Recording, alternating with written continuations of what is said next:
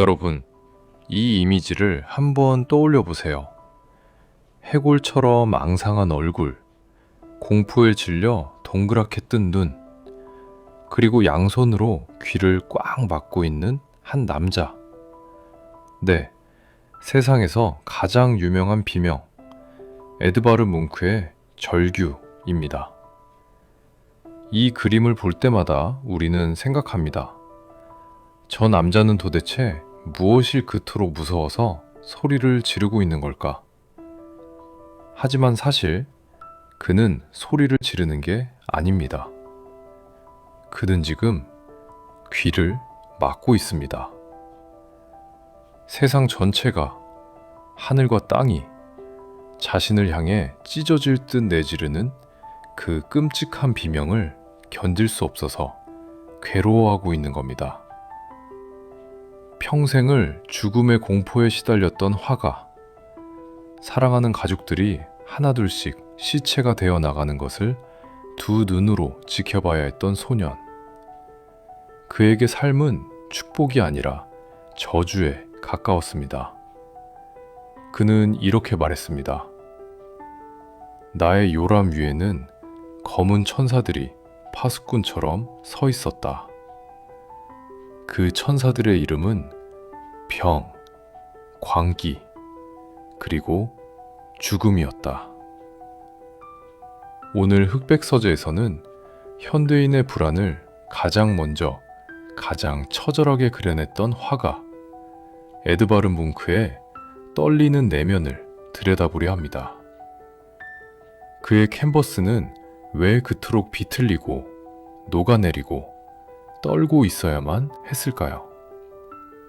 자, 그 비극의 시작점, 노르웨이의 차가운 겨울, 죽음의 냄새가 가득했던 그의 어린 시절로 가보겠습니다. 1863년 노르웨이의 레텐, 가난한 군의관의 집안에서 에드바르 뭉크가 태어났습니다. 하지만 이 집안에는 마치 저주라도 내린 듯 죽음의 그림자가 짙게 깔려 있었습니다. 뭉크가 고작 5살 때였습니다. 어머니가 피를 토하며 쓰러졌습니다. 결핵이었습니다. 어린 뭉크는 어머니가 점점 말라가고 창백해지고 결국 싸늘한 죽음으로 변하는 과정을 지켜봐야 했습니다. 어머니가 떠난 자리는 너무나 컸습니다. 아버지는 슬픔을 이기지 못해 광적으로 종교에 매달렸습니다. 그는 밤마다 아이들에게 지옥의 공포를 설교했습니다. 죄를 지으면 영원히 불타는 지옥에 떨어질 것이다. 너희 어머니도 신이 데려가신 거다.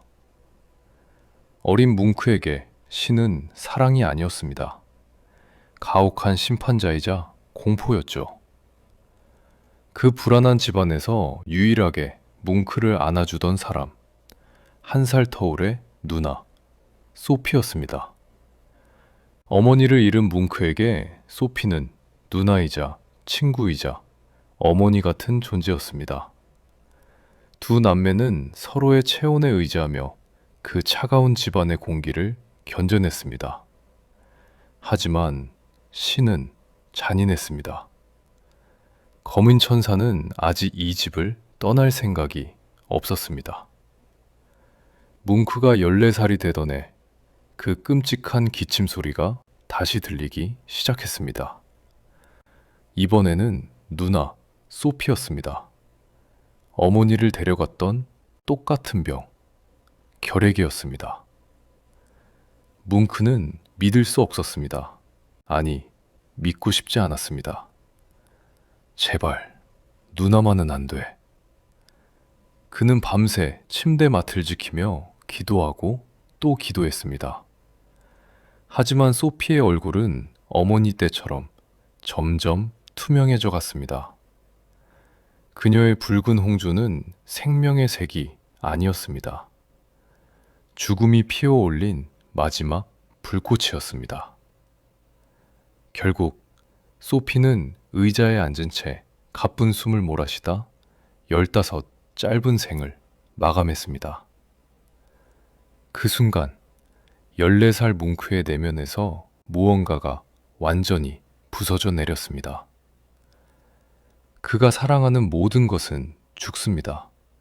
세상은 그에게 안전한 곳이 아니었습니다. 그날 이후 뭉크는 평생을 죽음이 언제 자신을 덮칠지 모른다는 감박증에 시달리게 됩니다. 살아남은 자의 죄책감, 그리고 공포. 그것이 훗날 그의 예술을 지배하는 거대한 뿌리가 됩니다. 성인이 된 뭉크는 화가가 되기로 결심합니다. 하지만 그가 그리고 싶었던 건 눈에 보이는 예쁜 풍경이 아니었습니다. 자신의 영혼 깊숙이 박혀있는 가시, 바로 누나 소피의 죽음이었습니다. 그는 캔버스 앞에 앉아 과거의 기억을 소환했습니다. 병실의 냄새, 희미한 약병 소리, 창백한 누나의 옆얼굴, 그리고 힘없이 축 늘어진 손. 그는 그리고 또 그렸습니다. 하지만 그리면 그릴수록 무언가 부족했습니다. 단순히 누나의 모습을 똑같이 그리는 건 의미가 없었습니다. 그때 느꼈던 그 고통, 그 떨림, 그 눈물 맺힌 시야를 그려내야 했습니다. 그는 미친 사람처럼 행동하기 시작했습니다. 멀쩡하게 그린 그림을 나이프로 벅벅 긁어냈습니다. 물감을 두껍게 발랐다가 다시 헝겊으로 닦아내고 그 위에 다시 긁어내기를 반복했습니다. 마치 상처에 앉은 딱지를 손톱으로 계속 뜯어내는 것처럼. 그렇게 1년, 캔버스는 상처투성이가 되었습니다. 거칠게 긁힌 자국들은 마치 비 내리는 창밖을 보는 것처럼 혹은 눈물 고인 눈으로 보는 것처럼 흐릿하고 아련했습니다. 그렇게 완성된 그림, 병든 아이입니다. 1886년 이 그림이 세상에 공개되었을 때 반응은 어땠을까요? 조롱과 비난이 쏟아졌습니다. 이게 그림이냐? 그리다만 쓰레기다. 생선 소스 같은 걸 끼얹어 놨군. 뭉크는 미쳤다. 평론가들은 그의 거친 붓질과 긁어낸 자국을 이해하지 못했습니다. 그들에게 예술은 아름답고 매끈해야 했으니까요. 하지만 뭉크는 흔들리지 않았습니다. 그는 담담하게 말했습니다. 나는 보이는 것을 그리는 게 아니라 본 것을 그린다. 아니, 나는 내가 느낀 것을 그린다. 이 그림은 단순한 병자의 초상이 아니었습니다. 죽어가는 누나를 바라보며 아무것도 할 수 없었던 동생의 찢어지는 마음. 그 처절한 기억의 덩어리였습니다. 뭉크는 이 주제를 평생에 걸쳐 6번이나 다시 그립니다. 마치 잊지 않으려는 듯, 아니면 그 고통을 잊기 위해서였을까요? 이제 그는 가족의 죽음을 넘어 자신의 내면을 파괴하는 또 다른 폭풍 속으로 걸어 들어갑니다. 바로 사랑, 그리고 질투입니다. 누나의 죽음을 뒤로하고 20살의 뭉크가 뛰어든 곳은 노르웨이의 수도 크리스티아니아였습니다. 그곳에는 기성세대의 위선에 반항하는 젊은 예술가들이 모여 있었습니다. 크리스티아니아 보헤미안, 그들의 리더는 허무주의자 한스 예게르였습니다. 그는 뭉크에게 충격적인 계명 하나를 던집니다. 너 자신의 인생을 써라. 가식 따위는 집어치우고 너의 추악함, 너의 병든 영혼까지 전부 까발려라. 예게르의 말은 뭉크의 심장을 찔렀습니다. 뭉크는 그때부터 자신의 내면을 메스로 해부하듯 파헤치기 시작합니다. 그리고 그 해부대 위에 가장 먼저 올라온 것은 바로 사랑이었습니다. 하지만 뭉크에게 사랑은 달콤한 솜사탕이 아니었습니다. 그것은 살을 파고드는 가시였고 피를 빨아먹는 흡혈귀였습니다. 그의 첫사랑, 밀리 타올로. 그녀는 유부녀였습니다. 그들의 사랑은 비밀스러웠고 죄책감으로 얼룩져 있었습니다. 그녀는 자유분방했습니다.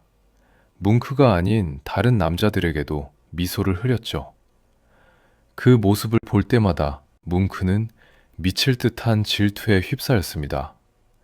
심장이 쥐어짜지는 고통, 버림받을지도 모른다는 공포. 그는 일기장에 이렇게 적었습니다. 나는 그녀의 노예가 되었다. 사랑은 사람을 시체로 만든다. 그는 질투라는 감정을 그림으로 옮겼습니다. 그림 속 남자의 얼굴은 질투 때문에 초록색으로 썩어가고 눈은 텅 비어 있습니다.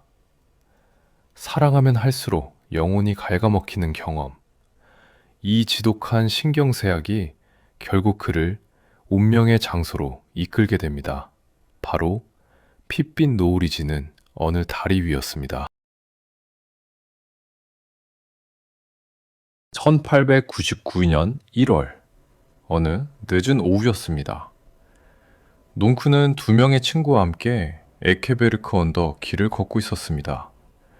발 아래로는 검푸른 피오르드 바다가 펼쳐져 있었고 도시는 평온해 보였습니다. 그런데 갑자기였습니다. 해가 지기 시작하면서 하늘이 돌변했습니다. 평범한 저녁 노을이 아니었습니다. 갑자기 하늘이 핏빛으로 변했다.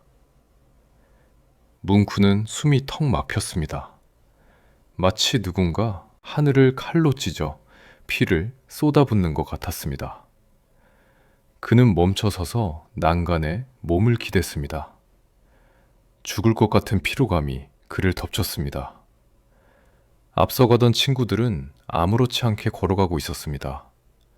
오직 뭉크만이 그 공포의 순간에 갇혀버렸습니다. 그때였습니다. 그의 귓가에, 아니, 그의 영혼 속으로 거대한 소리가 파고들었습니다. 나는 들었다. 자연을 꿰뚫고 지나가는 그 거대하고 끝없는 절규를.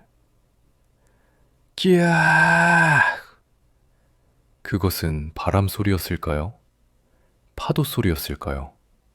아니면 평생 억눌러 왔던 그 자신의 내면이 지르는 비명이었을까요?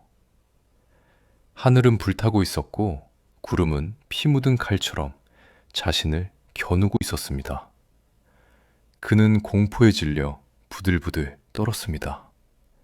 그 압도적인 공포. 자연이 인간을 집어삼킬 듯한 그 전율적인 순간. 뭉쿠는 작업실로 돌아와 그날의 공포를 그리기 시작했습니다. 하지만 그 어떤 색으로도 그날의 소리를 담을 수 없었습니다.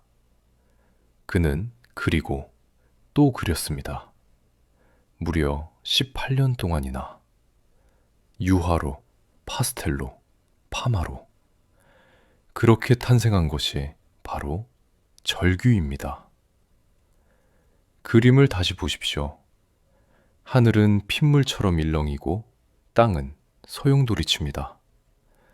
그 속에 있는 남자는 해골 같은 얼굴로 귀를 막고 있습니다. 그는 지금 자신을 둘러싼 세상의 모든 고통이 고막을 찢고 들어오는 것을 막고 있는 겁니다. 그것은 19세기의 끝자락, 불안에 떨고 있던 우리 모두의 자화상이었습니다. 절규를 통해 내면의 공포를 토해낸 뭉크. 하지만 그의 영혼을 파괴하는 것은 환영만이 아니었습니다. 현실의 여자가 그를 옥죄어 오기 시작했습니다. 1898년 35의 뭉크 앞에 한 여인이 나타납니다. 부유한 와인 상인의 딸, 툴라 라르센. 그녀는 뭉크를 보자마자 맹렬하게 달려들었습니다. 그녀의 사랑은 집착이었습니다. 당신과 결혼할 거예요. 우리는 하나가 되어야 해요. 하지만 뭉크는 결혼을 혐오했습니다. 아니, 두려워했습니다. 그는 입버릇처럼 말했습니다. 내 몸에는 광기의 피가 흐른다. 이 저주받은 피를 자식에게 물려줄 수는 없다. 나는 예술과 결혼했다. 뭉크가 도망치면 칠수록 툴라는 더 지독하게 쫓아왔습니다. 그녀는 뭉크 글을 따라 유럽 전역을 스토킹했습니다. 뭉크에게 사랑은 안식처가 아니라 자신을 잡아먹으려는 거미줄 같았습니다. 그리고 1902년의 어느 밤, 광기에 사로잡힌 툴라는 최후의 수단을 씁니다. 당신이 나를 버리면 죽어버릴 거야. 그녀는 권총으로 자살 소동을 벌였습니다. 놀란 뭉크가 달려갔습니다. 진정하시오, 툴라. 제발 그 총을 내려놓으시오. 그가 그녀를 말리려던 순간 실랑이가 벌어졌고 탕! 차가운 총성이 방안을 울렸습니다. 다행히 목숨은 건졌습니다. 하지만 총알은 뭉크의 왼손 중지를 관통했습니다. 뼈가 으스러지고 손가락 마디가 날아갔습니다. 화가에게 손은 생명과도 같은 것. 피투성이가 된 손을 부여잡고 뭉크는 울부짖었습니다. 육체의 고통보다 더 끔찍한 것은 배신감이었습니다. 자신의 목숨을 담보로 협박을 했던 여자, 그리고 결국 자신의 손가락을 날려버린 사랑. 이 사건 이후 뭉크는 완전히 변해버립니다. 여자를 악마로 보기 시작한 겁니다. 그는 사랑을 죽음과 동일시했습니다. 그의 그림 속에서 여자들은 남자의 피를 빨아먹는 흡혈귀가 되거나 남자를 죽이는 살인마가 되었습니다. 사랑은 독약이다. 내 영혼을 파괴하는 가장 치명적인 질병이다. 그렇게 그는 철저하게 혼자가 되기를 선택합니다. 하지만 이 사건의 충격은 그의 정신을 벼랑 끝으로 몰고 갔습니다. 잘린 손가락의 통증처럼 광기가 다시 그를 찾아온 것입니다. 손가락에 총을 맞은 이후 뭉크의 삶은 끝없이 추락하기 시작했습니다. 그는 고통을 잊기 위해 술에 의지했습니다. 매일 밤 압생트의 독한 향 속에 자신을 잠기듯 밀어넣었습니다. 1908년 가을, 코펜하겐. 그의 정신은 마침내 한계에 도달합니다. 길을 걷다가도 사람들이 자신을 욕하는 소리가 들려왔습니다. 저놈을 죽여라. 저놈은 경찰에게 쫓기고 있다. 환청, 피해망상, 몸에 마비 증세까지. 그는 호텔방에 틀어박혀 전화기를 붙잡고 소리를 질렀습니다. 보이지 않는 적들과 하루 종일 싸웠습니다. 몸무게는 50kg도 되지 않았고 눈은 퀭하게 꺼져 살아있는 시체나 다름없었습니다. 그는 직감했습니다. 이대로 가면 나는 미쳐서 죽는다. 아버지처럼, 누이처럼 나도 결국 광기에 먹히고 말 것이다. 하지만 뭉크는 반고우와 달랐습니다. 고우가 광기 속으로 뛰어들었다면 뭉크는 살고 싶어 했습니다. 스스로 다니엘 야콥슨 박사의 정신병원 문을 두드립니다. 박사님, 저를 고쳐주십시오. 제 머릿속에 전기가 흐르는 것 같습니다. 치료는 결코 쉽지 않았습니다. 독한 술을 완전히 끊어야 했고 전기 충격 요법도 견뎌야 했습니다. 하얀 병실, 감옥 같은 독방에서 그는 8달을 버텼습니다. 그 시간 동안 그가 남긴 그림이 있습니다. 지옥에서의 자화상. 그림 속의 그는 벌거벗은 채 활활 타오르는 불길 속에 서 있습니다. 하지만 그의 표정을 보십시오. 공포에 떨고 있지 않습니다. 오히려 담담합니다. 그래, 여기가 지옥이다. 하지만 나는 여기서 나갈 것이다. 그는 붓을 들고 자신의 광기를 정면으로 바라보기 시작했습니다. 이 병원 생활은 그의 인생을 완전히 바꿔놓았습니다. 태어나던 날, 그는 야콥슨 박사의 손을 잡고 이렇게 말합니다. 나는 이제 내 안의 악마들과 휴전 협정을 맺었습니다. 완전히 쫓아낼 수는 없겠지만 적어도 그들에게 짓눌리지는 않을 겁니다. 이제 뭉크는 더 이상 도망치지 않습니다. 과거의 상처, 죽음의 공포, 그 모든 것을 끌어안고 살아가는 법을 배운 것입니다. 그렇게 뭉크는 지옥에서 걸어 나왔습니다. 그리고 놀랍게도 세상은 그를 맞이할 준비를 하고 있었습니다. 1909년 정신병원에서 태어난 뭉크는 고향 노르웨이로 돌아왔습니다. 그가 정착한 곳은 남부의 해안마을 크라게레였습니다. 이제 더 이상 술집의 매캐한 연기는 없습니다. 대신 차가운 눈냄새, 거친 파도 소리, 그리고 투명한 겨울 햇살이 그를 맞이했습니다. 사람들은 걱정했습니다. 저 미치광이 화가가 또 무슨 기괴한 그림을 그릴까? 하지만 뭉크의 캔버스에서 일어난 변화는 놀라웠습니다. 그는 어둡고 침침한 방 안에서 나왔습니다. 자신의 내면을 파먹던 현미경을 치워버렸습니다. 그리고 고개를 들어 저 거대한 자연을, 세상을 바라보았습니다. 그때 그가 완성한 대작, 오슬로 대학 강당의 벽화, 태양입니다. 이 그림을 보십시오. 화면 정중앙에서 거대한 태양이 폭발하고 있습니다.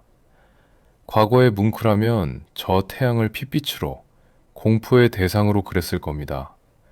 절규의 하늘처럼 말이죠. 하지만 지금의 태양은 다릅니다.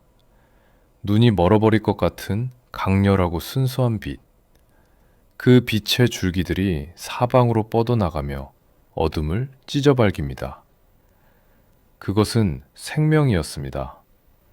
죽음과 광기의 터널을 제 발로 걸어나온 자만이 그릴 수 있는 승리의 빛이었습니다. 뭉크는 말했습니다. 나는 이제 내 썩은 이빨을 치료했다. 나의 그림은 더 이상 병든 자의 신음소리가 아니다. 이것은 회복의 노래다. 세상도 그에게 화답했습니다. 사람들은 이제 그를 미치광이라고 부르지 않았습니다. 거장이라고 불렀습니다. 그림은 비싼 값에 팔려나갔고 노르웨이 정부는 그에게 훈장을 수여했습니다. 가난했던 군의관의 아들, 죽음의 공포에 떨던 소녀는 이제 노르웨이 국민들이 가장 사랑하는 국민 화가가 된 것입니다. 하지만 빛이 밝아졌다고 해서 그림자가 완전히 사라진 건 아니었습니다. 그는 부자가 되었고 유명해졌지만 여전히 철저하게 혼자였습니다. 그는 넓은 저택을 사서 높은 울타리를 쳤습니다. 그리고 그 안에서 자신만의 마지막 요새를 짓기 시작합니다.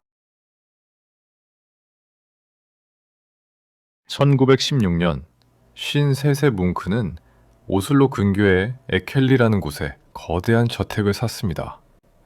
그리고 죽을 때까지 무려 28년 동안 그곳에서 스스로를 유배시켰습니다.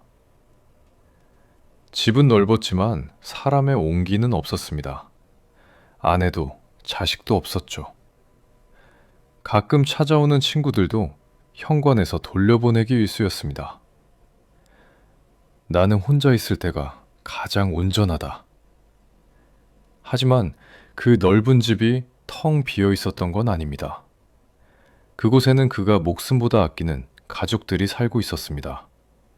바로 그의 그림들이었습니다. 뭉크는 자신의 그림들을 내 자식들이라고 불렀습니다. 그는 그림이 팔리는 것을 끔찍하게 싫어했습니다. 어쩔 수 없이 그림을 팔아야 할 때면 그는 똑같은 그림을 다시 그려 빈자리를 채워 넣었습니다. 자식이 집을 떠나면 부모가 얼마나 외롭겠나. 우리는 절대 헤어져선 안 돼. 그의 자식 사랑 방식은 좀 독특했습니다. 아니, 가혹했죠.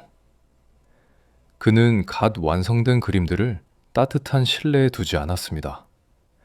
비가 오나 눈이 오나 정원 나무 아래나 담벼락에 세워두었습니다.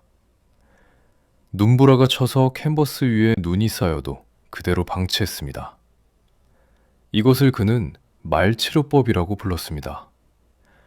비바람을 맞아봐야 해. 자연의 시련을 견뎌내야만 비로소 영혼이 생긴다. 나처럼 말이야. 혹독한 세상을 견뎌낸 자만이 진짜 어른이 되듯이 그의 그림들도 비에 젖고 햇볕에 마르며 거칠고 단단해지기를 바랐던 겁니다. 그래서일까요? 말년의 뭉크 그림들을 보면 매끈하지 않습니다. 물감이 흘러내린 자국, 색이 바랜 흔적이 그대로 남아 있습니다. 그것은 상처이자 훈장이었습니다. 그는 그곳에서 자신의 늙어감을 기록했습니다. 거울 앞에 선 자신의 쭈글쭈글한 얼굴, 구부정한 등. 하지만 예전 같은 공포는 없었습니다. 그는 침대와 시계 사이에 서서 다가오는 죽음을 담담하게 기다리고 있었습니다. 평생 그를 쫓아다니던 검은 천사들이 이제는 오랜 친구처럼 느껴졌기 때문일까요? 그렇게 그의 시간은 천천히 멈춰가고 있었습니다. 1930년대 후반, 유럽의 하늘에 다시 검은 구름이 몰려왔습니다. 이번에는 마음의 병이 아니었습니다. 나치 독일, 전쟁의 광기였습니다. 히틀러는 현대 미술을 혐오했습니다. 이것들은 예술이 아니다. 정신병자들이나 그린 쓰레기다. 나치는 독일 미술관에 걸려있던 뭉크의 그림 82점을 모두 압수했습니다. 그리고 퇴폐 미술이라는 딱지를 붙여 경매에 팔아버렸습니다. 뭉크에게 이것은 뼈아픈 배신이었습니다. 독일은 젊은 시절 뭉크를 가장 먼저 알아봐주고 거장으로 키워준 제2의 고향이었으니까요. 그들이 내 자식들을 인질로 잡았다. 1940년 4월, 결국 나치 독일이 노르웨이를 침공했습니다. 군화 발자국 소리가 평화롭던 에켈리 저택 앞까지 들려왔습니다. 80살의 노인 뭉크는 공포에 떨었습니다. 그의 공포는 자신의 목숨 때문이 아니었습니다. 놈들이 내 집으로 들어오면 어쩌지? 내 그림들을, 내 아이들을 전부 뺏어가면 어떡하나? 그는 나치가 자신의 그림을 불태우거나 가져갈까봐 밤잠을 이루지 못했습니다. 평생을 죽음의 공포와 싸웠던 그가 마지막 순간까지 전쟁이라는 거대한 공포와 싸워야 했던 겁니다. 1943년 12월, 그의 겨울은 유난히 추웠습니다. 집 근처 탄약고가 폭발하는 사고가 났고 에켈리 저택의 유리창이 박살이 났습니다. 깨진 창문 틈으로 살을 내는 듯한 냉기가 밀려 들어왔습니다. 하지만 뭉크는 유리창을 고칠 힘조차 없었습니다. 차가운 바람 속에서 그는 시름시름 앓기 시작했습니다. 기관지염이 폐렴으로 번졌습니다. 1944년 1월 23일, 그는 침실에 누워 자신의 마지막 자화상을 바라보았습니다. 시계와 침대 사이. 그림 속의 그는 시계와 침대 사이에 꼿꼿이 서 있습니다. 그는 죽음을 피하지 않았습니다. 기다리고 있었습니다. 그날 오후, 그는 읽고 있던 책, 도스토옙스키의 소설을 가슴에 얹은 채 조용히, 아주 평온하게 눈을 감았습니다. 향년 80세. 평생을 따라다니며 괴롭혔던 죽음의 천사가 마지막 순간에는 가장 따뜻한 손길로 그를 데려간 것입니다. 그가 죽고 난 뒤 사람들은 그의 집 지하실 문을 열어보고 경악했습니다. 그곳에는 무려 28,000점의 작품들이 숨겨져 있었습니다. 그림 1,100여 점, 판화 18,000여 점, 드로잉 4,500여 점. 그는 유언을 통해 이 모든 자식들을 노르웨이 오슬로시에 조건 없이 기증했습니다. 나는 떠나지만 내 아이들은 영원히 사람들 곁에 남을 것이다. 여러분, 에드바르 뭉크의 삶은 불행했을까요?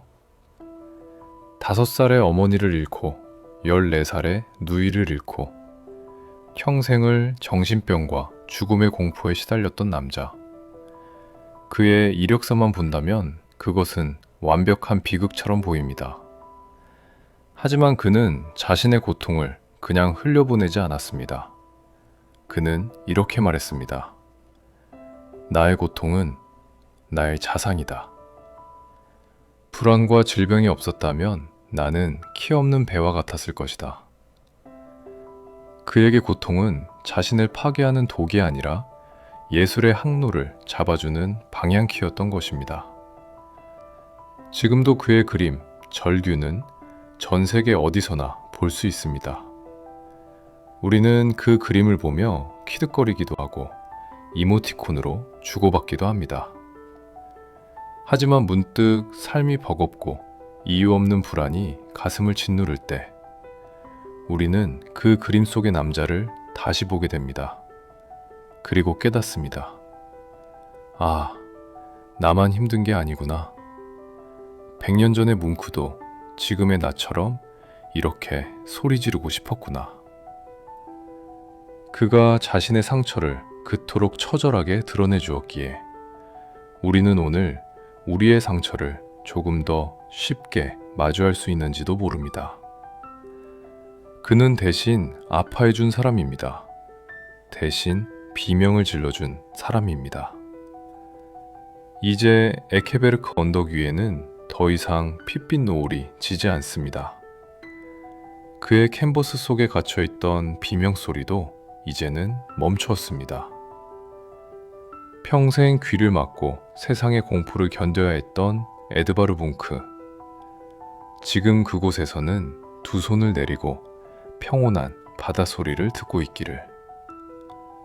검은 천사들이 아닌 따뜻한 별빛 아래서 영원한 안식을 누리기를 바랍니다. 지금까지 고통을 예술로 승화시킨 영혼의 화가 에드바르 뭉크의 이야기였습니다. 들어주셔서 감사합니다.